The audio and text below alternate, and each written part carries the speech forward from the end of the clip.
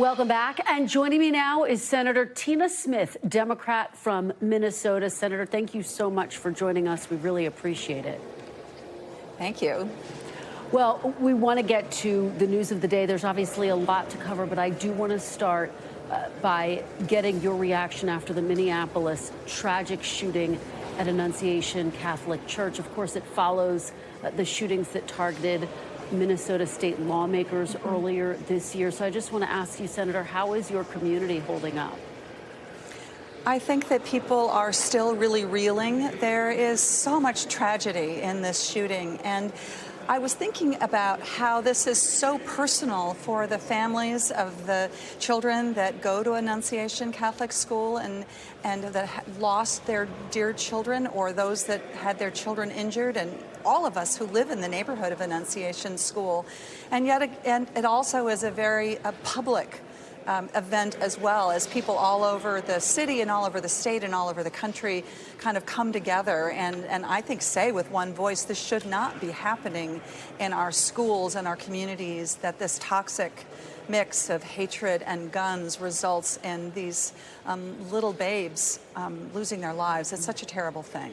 It really is. It's just so hard, I think, for as a country, people to process that yet again this is happening in another community in this country. And yes. I know Governor Walz has said he's going to call a special session on gun control. You are calling for action at the national level.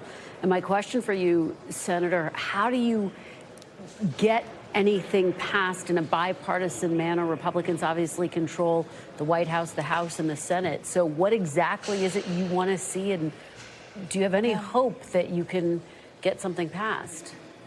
Well, look, I'm a realist, but I also have learned that if you don't try, you will never get it done. And I like to point to the Bipartisan Safer Communities Act that Congress passed just a couple of years ago. It did not go nearly far enough, but it made really important steps in the right direction, both funding better access to mental health care, though there is so much more that we need to do, and also taking some important steps to make it a little bit harder for dangerous people to get their hands on firearms. There is, of course, so much more that we need to do, and we have a choice to make. Do we want to live in a country where you are 10 times more likely in America to be shot in a school or a playground or in a shopping mall than you are in nearly any other developed country? I mean, we have to make a different choice, I think, and we have to keep working on it. But it's not going to be easy. We have to, and I don't have any magic pill here. I just know that if you don't try, you'll never get it done.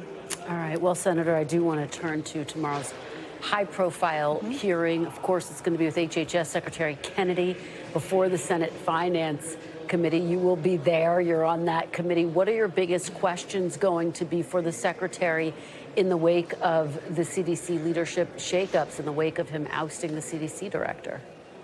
Well, I think it's going to be quite interesting to see what my Republican colleagues ask, what they want to know about from my perspective.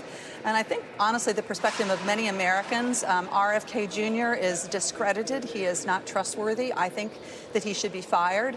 I believe that the damage that he's doing to the Center for Disease Control will be long-lasting. He is trafficking, as we knew he would, in these discredited lies and conspiracy theories and fringe ideas about vaccines and even antidepressants that are really harming people's health. So it will be quite interesting to see whether those members of the Republican Party who feel as if they extracted some commitments from him, whether they express their frustration that he's clearly not living up to those commitments. Well, you know, your Republican colleague, Senator Cassidy, is calling for oversight.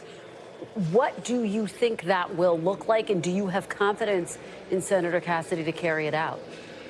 Well, I believe that Bill Cassidy is a man of integrity and very good intentions who understands health care as a physician himself. And he has a very powerful role because not only does he serve on the Finance Committee, where I sit with him, but he also is the chair of the Health the Health Committee, which has direct oversight over all of the Department of Health and Human Services. So he has a very pivotal role to play there. And it is the role of Congress to make sure that the laws of the land are being followed by the administration appointees. And I think that they are clearly not the case. I mean, what RFK did just last week, which is to fire the head of the Center for Disease Control barely a month after she had been put into this position, confirmed by Bill Cassidy and members of the Republican Party, is, I think, just a sign of how this, Robert Kennedy has just run amok and is not trustworthy.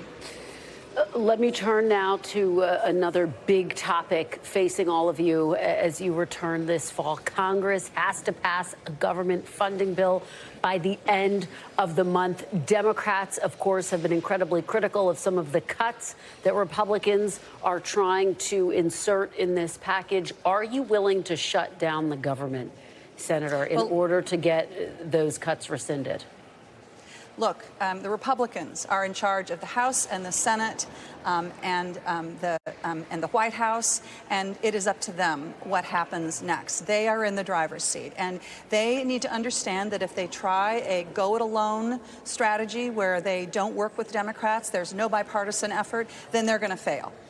And we stand ready, I stand ready to work with them, but it is unrealistic for them to expect that I am just going to go along with whatever they want when their plans and their budgets are doing so much harm to my constituents. So I think we should find a path forward that is bipartisan and that would allow us to start to undo some of the huge cuts to health care access that is hurting hundreds of thousands of Minnesotans and millions of people around the country. So, Senator, just to be very clear, if you feel as though Republicans are not working with you, as you have just said, to unwind those cuts, will you vote no on any spending bill?